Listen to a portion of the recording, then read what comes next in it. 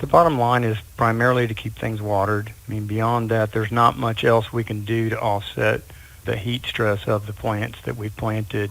We always encourage people to plant more drought and heat tolerant plants in the future, which I think is going to be critical, especially as the temperatures increase in the future. So how long and how often should we be watering our lawns and trees? Is there a formula?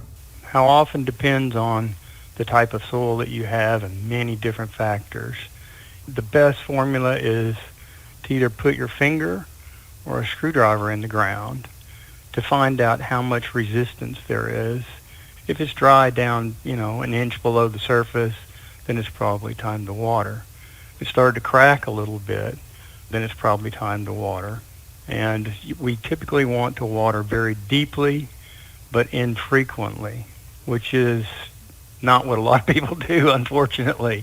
When you set your sprinkler system to run, 15 minutes, 2 times a week is, I think, all we're allowed to water right now.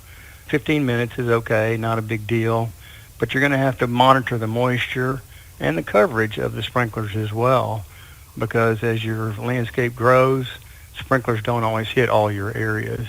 So you're going to have to walk around, take a look at your yard, find out where it's being watered sufficiently. If you're in doubt, you can turn it on and go out and look at it and watch. That gives you a good idea. What about grass? How long can it go without being watered before it really starts to be in danger? St. Augustine, 45 days without water, it still grows back. Bermuda, 135 days, still grows back. I mean, you wouldn't have to water Bermuda most of the summer, and it would still come back. Most people are overwatering their properties, which wastes water, number one, and causes health concerns for plants and trees, whether it's your grass, your bushes and shrubs, or your trees.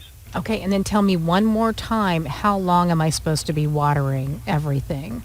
It depends on the rainfall that you're getting primarily and the types of soil that you have.